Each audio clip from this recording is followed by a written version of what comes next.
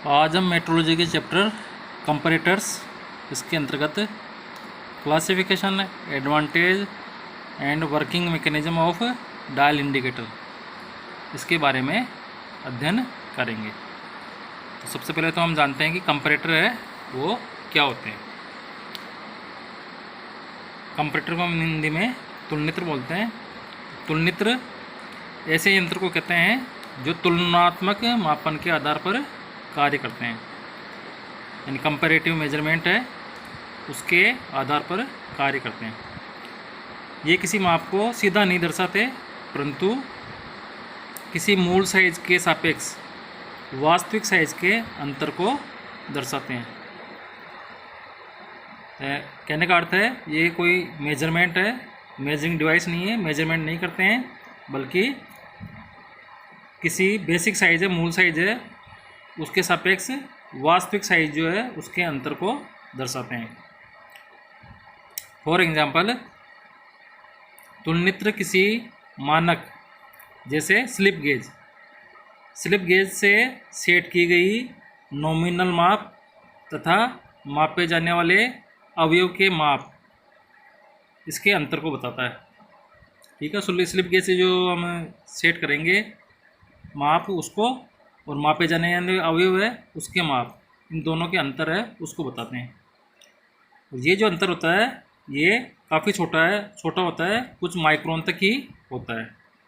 इसलिए तुलनित्र होते हैं, उन तुलनित्रों में हम एक अति सुग्राही एक माप शीट्स यानी सेंसिटिव मेजरिंग हेड ये लगाते हैं। ये माप है, उस माप के अंतर को एम्पलीफाई करके बताता है, माप के अंतर को इतना आवर्धित करके दर्शाता है कि पाठ्यांक को सरलता तथा यथार्थता से पढ़ा जा सके। जो रीडिंग है उस रीडिंग को ये, क्योंकि रीडिंग जो अंतर होता है वो बहुत कम होता है, माइक्रोन में होता है, इसलिए हमें इस रीडिंग को एम्पलीफाई करना पड़ता है।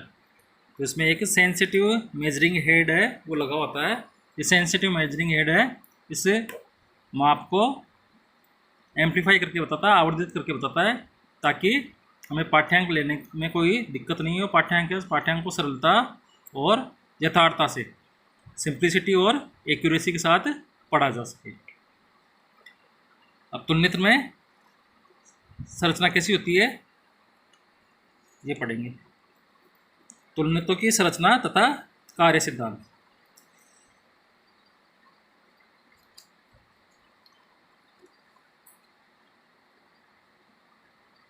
तुलनित्रों की सामान्य संरचना है वो आगे चित्र है उसमें दिखाई गई है। इसमें एक, जैसे कि आपको बताया, मेजरिंग हेड है, मापन शीट्स है वो लगा होता है जो मापों के अति सूक्ष्म अंतर को माप सकता है।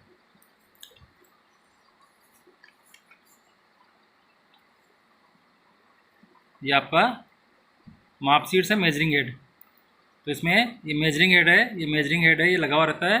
ये मेजरिंग हेड माप के अति सूक्ष्म अंतर है उसको भी माप सकता है।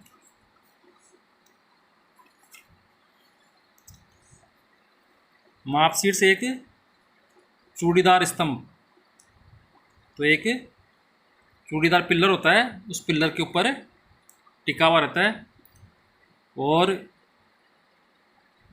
ये जो स्तंभ है, ये स्तंभ पिलर जो है वो एक आधार पर कसा हुआ रहता है, और जो आधार है उस आधार में स्तंभ है, उस स्तंभ में उच्च यथार्थता वाली थ्रेड है वो कटी हुई रहती है। स्तंभ है, स्तंभ को हम एक ब्रैकेट के सहारे लगाते हैं। ब्रैकेट कसा रहता है स्तंभ में, जिसे स्क्रू की सहायता से आधार के सापेक्ष किसी भी ऊंचाई पर सेट कर सकते हैं।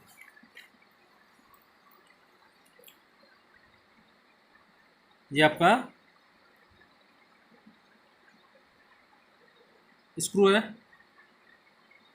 ब्रैकेट, इसके ऊपर ये ब्रैकेट लगा, तो इस ब्रैकेट को हमें इस पेच की सहायता से किसी भी ऊंचाई पर कस सकते हैं। ये ब्रैकेट है, इस ब्रैकेट के विपरीत दिशा में ये आपका मापन शीट्स लगा हुआ है। तो ये आपका पिलर है, पिलर में चूड़ियाँ कटी हुई है, पिलर है या स्तंभ है, ये किस पे लगा हुआ है, बेस के ऊपर लगा हुआ है। और इस पिलर में एक ब्रैकेट लगा हुआ है। इस ब्रैकेट को हम इस पेज की सहायता से किसी भी ऊंचाई पे सेट कर सकते हैं। उस ब्रैकेट के दूसरी ओर ये मापन शीर्ष है, ये लगा हुआ रहता है। ब्रैकेट को स्क्रू के ऊर्ध्व अक्ष पर, यानी ये जो आपका ब्रैकेट है, इस ब्रैकेट को, ये जो आपका पिलर है, इस पिलर पर स्ट्रेट रखने के लिए, सीधा रखने के लिए एक बेयरिंग लगा हुआ रहता है। ये बेयरिंग लगा हुआ है ब्रैकेट के दूसरे सिरे पर। ये दूसरे सिरे पर ये ब्रैकेट है, इस ब्रैकेट के दूसरे सिरे पर हम माप शीर्ष है, इसको कसते हैं। माप शीर्ष लगाने के स्थान पर ब्रैकेट में मानक व्यास का एक छिद्र होता है। तो यह ब्रैकेट है, इस ब्रैकेट में इस मेजरिंग हेड को लगाएंगे, माप शीर्ष को लगाएंगे। तो इसके लिए मानक व्यास का छिद्र है वो इस ब्रैकेट में बना हुआ रहता है। इसके ऊपर हम माप शीर्ष है, मेजरिंग हेड है, इनको अदल बदल कर लगा सकते हैं। इस प्रकार एक ही तुलनित्र पर कई प्रकार के माप शीर्षों को लगाया जा सकता है। ठीक है, क्योंकि इसमें मानक व्यास का स्टैंडर्ड डायमीटर का होल है वो इस ब्रैकेट में बना हुआ है। तो हम इस एक ही ब्रैकेट के ऊपर कई प्रकार के मेजरिंग हेड है, उन मेजरिंग हेड को लगा सकते हैं। मापशीर्ष आवर्धन प्राप्त करने के सिद्धांत के अनुसार कई प्रकार के होते हैं। अब जैसे कि आपको पहले बताया कि ये मेजरिंग हेड है, ये मेजरिंग हेड जो भी माप का अंतर होता है उस अंतर को मैग्नीफाई करके बताता है, ताकि हमें माप लेने में कोई दिक्कत नहीं हो। तो उसको माप है, माप के अंतर को ये मैग्नीफाई करता है, आवर्धित करता है, एम्पलीफाई करके बताता है। तो माप शीर्ष है, उसमें आवर्धन प्राप्त करने के सिद्धांत पर कई प्रकार के होते हैं माप शीर्ष। अगर हम यांत्रिक विधि से आवर्धन प्राप्त कर रहे हैं तो यांत्रिक कंपैरेटर हो जाएगा। अगर हम प्रकाशीय विधि से आवर्धन प्राप्त कर रहे हैं तो प्रकाशीय कंपैरेटर हो जाएगा। अगर हम विद्युतीय विधि से कर रहे हैं तो विद्युतीय कंपैरेटर हो जाएगा। और अगर हम न्यूमेटिक मेथड, वायवीय विधि से आवर्धन प्राप्त कर रहे हैं तो न्यूमेटिक कंपैरेटर हो जाएगा। तो माप शीर्ष है वो आवर्धन प्राप्त करने के सिद्धांत के अनुसार कई प्रकार के हो सकते हैं, यांत्रिक, प्रकाशीय, विद्युतीय या वायवीय। इन शीर्षों को आवश्यकता अनुसार तुलनित्र में लगाया जा सकता है। तो ये तुलनित्र है, इस तुलनित्र में हम हमारी रिक्वायरमेंट के अनुसार इनको लगा सकते हैं। तो इस प्रकार एक ही तुलनित्र है, इसका प्रयोग है वो माप के व्यापक परासों के लिए, ठीक है, व्यापक रेंज है उसके लिए एक ही प्रकार का तुलनित्र है, इसका उपयोग हम कर सकते हैं। अलग अलग मेजरिंग हेड है, ये आपके अलग अलग शीर्ष है वो लगा के, मापन शीर्ष लगा के। प्राय सभी प्रकार के माप शीर्षों के कुछ मूल गुण का होना आवश्यक है। अब ये आप जो मेजरिंग हेड है, इन मेजरिंग हेड में ये कुछ आवश्यक गुण है वो सभी में होने चाहिए। क्या क्या है? सबसे पहला है पैमाने पर सहिष्णुताओं की उच्च एवं निम्न सीमाओं के लिए सूचक चिन्ह होने चाहिए। यानी पैमाने पर जो टॉलरेंस हम देते हैं उसकी उच्च और निम्न सीमाओं के लिए सूचक चिन्ह है वो होनी चाहिए पैमाने पर। दूसरा, मापने में लगाया गया बल 100 ग्राम से 300 ग्राम के बीच ही होना चाहिए। इससे क्या होगा? इससे आपके यंत्र की जो टिप है वो टिप खराब नहीं होगी और कार्य पर भी खरोंचे नहीं पड़ेगी, जिससे कार्य पर खरोंच न पड़े एवं यंत्र की टिप का घिसाव कम हो। तो ये दूसरी रिक्वायरमेंट होगी मापन शीर्ष की। तीसरी रिक्वायरमेंट क्या है?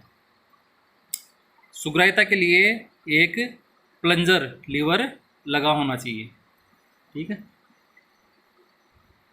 तीसरा है माप शीर्ष का डिजाइन ऐसा होना चाहिए जिससे पैमाने पर माप के परास से अधिक विस्थापन होने की दिशा में यंत्र है उसको क्षति नहीं पहुंचे, ठीक है। यानी मापन शीर्ष है, मेजरिंग हेड है, उसका डिज़ाइन हमें इस प्रकार से करना चाहिए कि अगर पैमाने पर आपके माप की परास से अधिक का विस्थापन हो जाए तो यंत्र है उस यंत्र को किसी प्रकार की क्षति नहीं पहुंचे। और लास्ट आपका माप शीर्ष की प्रथम सेटिंग के पश्चात सूचक को पैमाने के शून्यांक से मिलाने का प्रबंध भी होना चाहिए। तो ये आपके मेजरिंग हेड है, उन मेजरिंग हेड में सभी में ये प्रमुख गुण होने चाहिए। अब हम चलते हैं क्लासिफिकेशन ऑफ कंपैरेटर। कंपैरेटर है वो कितने प्रकार के हो सकते हैं। तो जैसा कि आपको पहले बताया था कि आवर्धन प्राप्त करने के तरीके के आधार पे हम तुलनित्रों को क्लासिफाई कर सकते हैं कि आपने आवर्धन है वो किस विधि से प्राप्त किया है। तो इसी के आधार पर तुलनित्र वो निम्न प्रकार के होते हैं। आवर्धन के सिद्धांत के आधार पर तुलनित्रों को निम्न वर्गों में बांटा जा सकता है: mechanical comparator, optical comparator, electrical comparator, electronic comparator, fluid displacement comparator और न्यूमेटिक कंपैरेटर। यांत्रिक, प्रकाशीय, विद्युतीय, इलेक्ट्रॉनिक, द्रव विस्थापन और वायवीय। तो ये तुलनित्रों का क्लासिफिकेशन। इसके अतिरिक्त कुछ अन्य प्रकार के भी तुलनित्र होते हैं जिनमें प्रक्षेपण तुलनित्र, स्वचालित गेजिंग मशीनें, सूक्ष्मदर्शी आदि प्रमुख हैं। तो आज हम मैकेनिकल कंपैरेटर है इसके बारे में पढ़ेंगे। तो जैसे कि पहले बताया गया था कि कंपैरेटर है वो आपने आवर्धन है वो किस प्रकार से किस विधि से प्राप्त किया है उसके आधार पे क्लासिफाई किए जाते हैं। तो यांत्रिक तुलनित्र है, उस यांत्रिक तुलनित्र में आवर्धन है वो यांत्रिक विधि के द्वारा प्राप्त किया जाता है।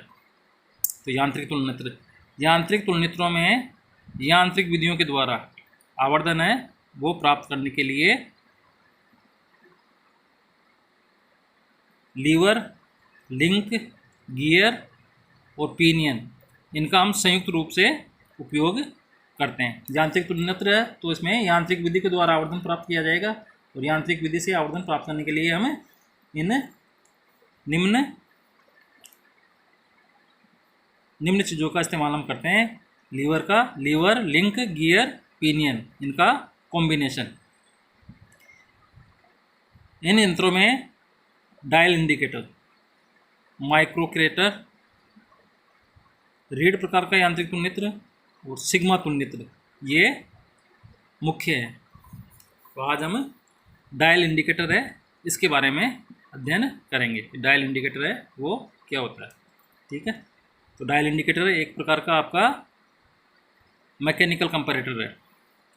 डायल सूचक का उपयोग कहाँ करते हैं हम?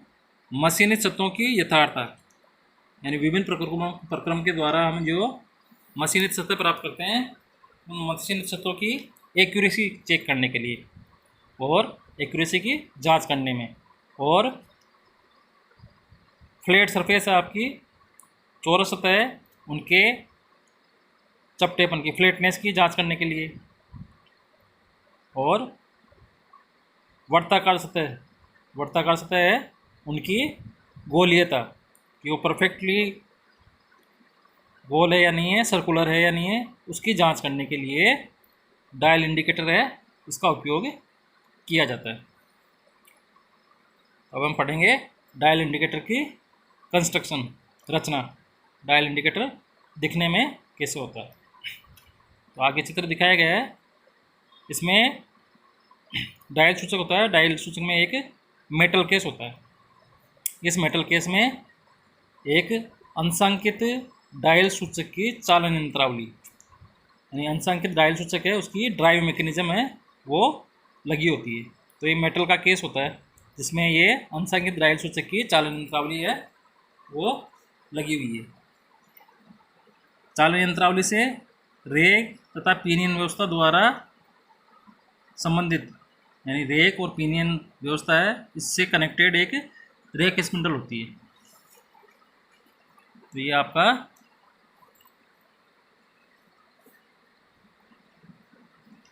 ये मेटल केस है। इस मेटल केस में आपकी चालन यंत्रावली डायल मैकेनिज्म है ये लगा हुआ है। इस डायल मैकेनिज्म के चालन यंत्रावली है, इसमें आपका रेक तथा पिनियन व्यवस्था द्वारा संबंधित एक रेक स्पिंडल, ये रेक स्पिंडल है वो होता है जो रेक और पिनियन व्यवस्था द्वारा कनेक्टेड है, संबंधित है। इसका एक सिरा मेटल केस से बाहर निकला हुआ है। तो ये मेटल केस से बाहर निकला हुआ है। रेक स्पिंडल प्रत्येक दिशा में एक स्प्रिंग द्वारा नियंत्रित होता है और इसके अंदर एक स्प्रिंग लगी हुई रहती है। तो ये रेक स्पिंडल है, ये स्प्रिंग है, उस स्प्रिंग से कंट्रोल होता है। क्रिया के अंतर्गत रेक स्पिंडल जब ऊर्ध्वाधर ऊपर उठता है तो इसको जांचे जाने वाली सतह पर जब हम टिकाते हैं और ये ऊर्ध्वाधर ऊपर की तरफ उठता है तो डायल पर लगा पॉइंटर ये घूमता है। डायल के परिधि पर बराबर मान के 100 डिवीजन होते हैं। अब ये आपके 100 डिवीजन है, 0, 10, 20, 30, 40 ऐसे करके 100 डिवीजन है। तो डायल पे लगा ये पॉइंटर है, ये पॉइंटर जब ये आपका स्पिंडल ऊपर की ओर जाएगा तो ये पॉइंटर घूमेगा। डायल के परिधि पर बराबर मान के 100 विभाजन होते हैं। तो 100 विभाजन तो प्रत्येक विभाजन का मान हो गया 1/100। प्रत्येक विभाजन स्पिंडल चाल का 1/100 mm दर्शाएगा। इस प्रकार स्पिंडल जब 1 mm ऊर्ध्वाधर चलता है, यानी ये स्पिंडल 1 mm ऊपर की ओर चला जाएगा तो पॉइंटर डायल का एक पूरा चक्कर लगा लेगा। पॉइंटर डायल का एक पूरा चक्कर लगा लेता है। इस चक्रों की संख्या को गिनने के लिए ये डायल इंडिकेटर है, इसके ऊपर एक रिवोल्यूशन काउंटर भी लगा हुआ रहता है। तो ये आपका पॉइंटर एक बार घूम गया तो रिवोल्यूशन काउंटर भी एक पे आ जाता है। अगर ये 5 बार घूम गया तो ये आपका रिवोल्यूशन काउंटर ये 5 पे आ जाता है। तो डायल पर एक अन्य छोटा पॉइंटर भी होता है जो बड़े पॉइंटर के चक्रों की संख्या है उसको बताता है। इसे हम रिवोल्यूशन काउंटर कहते हैं। तो इसकी कंस्ट्रक्शन हो गई, संरचना हो गई। अब इसका वर्किंग मैकेनिज्म क्या होता है, वर्किंग प्रिंसिपल क्या होता है। इसका वर्किंग प्रिंसिपल है ये दर्शाया गया डायल सूचक की क्रियाविधि। तो ये डायल इंडिकेटर है, इसका इंटरनल मैकेनिज्म है। तो जैसे कि आपको पहले बताया था, इसमें एक रेक स्पिंडल होती है, ये रेक स्पिंडल, ये आपकी स्पिंडल। डायल सूचक क्रियाविधि इस चित्र में दर्शाई गई है। इसके अनुसार स्पिंडल पर कटी हुई रेक, ये आपकी स्पिंडल है, इस स्पिंडल पर रेक कटी हुई है। ये रेक पिनियन 1 के साथ मिली हुई रहती है। ये आपका पिनियन 1, ये आपका पिनियन 1।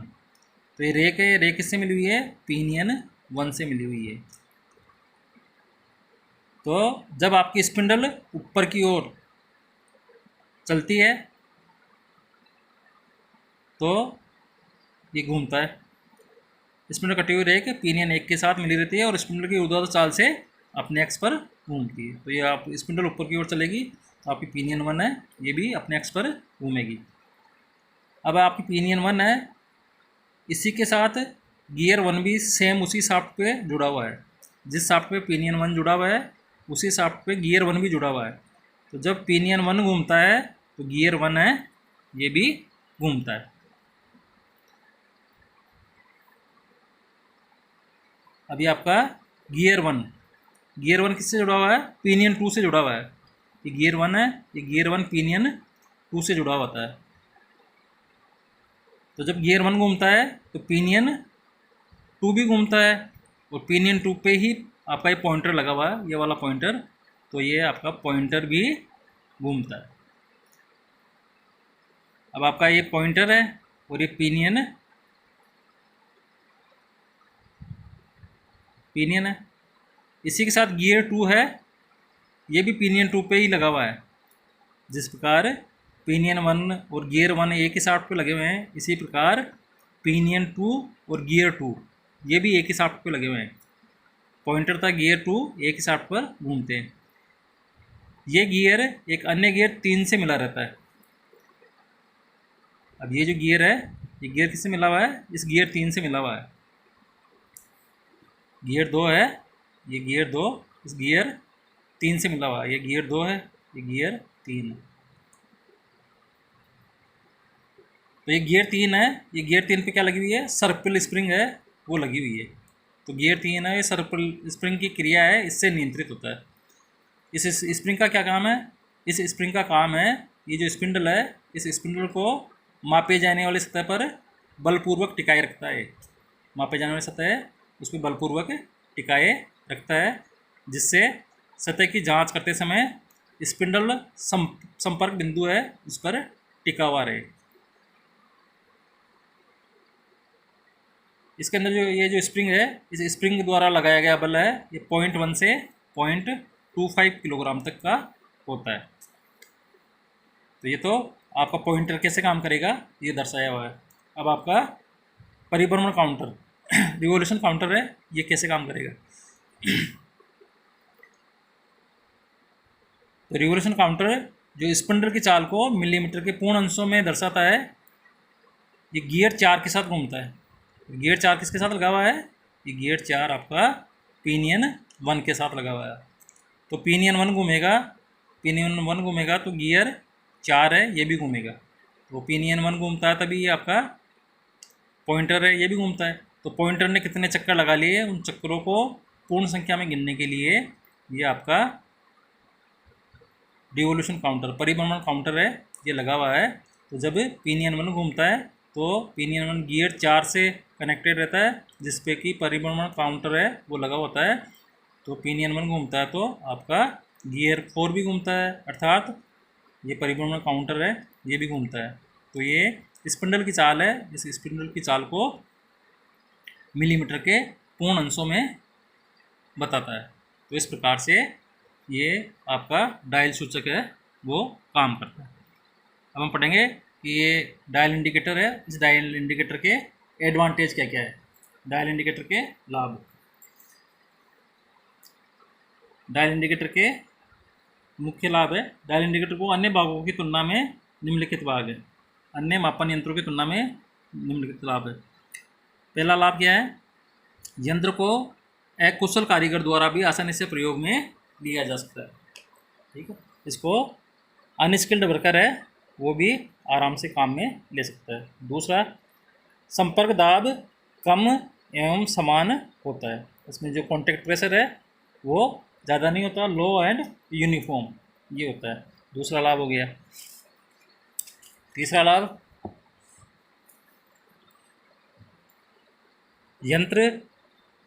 यह यंत्र वृहद उत्पादन में सूक्ष्म मापों के नियंत्रण के लिए उपयुक्त है। तीसरा, यह यंत्र मापों में सूक्ष्म अंतर का पता लगा सकता है जिनका पारंपरिक गेजों से पता करना संभव नहीं हो पाता है।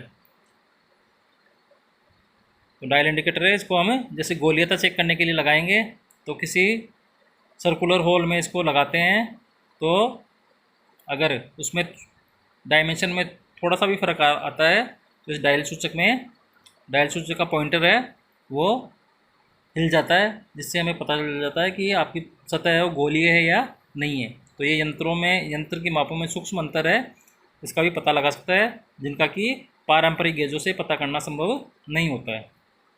नेक्स्ट है, यंत्र अन्य की तुलना में सस्ता एवं यथार्थ होता है। ठीक है, इकोनॉमिकल और एक्यूरेट होता है। इसका प्रयोग एक से अधिक कार्यों में आसानी से किया जा सकता है। इसका संचालन एवं परिचालन आसान है, यानी हैंडलिंग एंड ऑपरेशन इजी होता है। इसे शीघ्रता से सेट किया जाता है, इसको सेट करने में भी ज़्यादा समय नहीं लगता है, और इसके प्रयोग से मानवीय त्रुटियां कम हो जाती है, यानी इसका प्रयोग करने से ह्यूमन एरर है वो कम हो जाती है। तो ये आपके डायल इंडिकेटर के एडवांटेज है। धन्यवाद।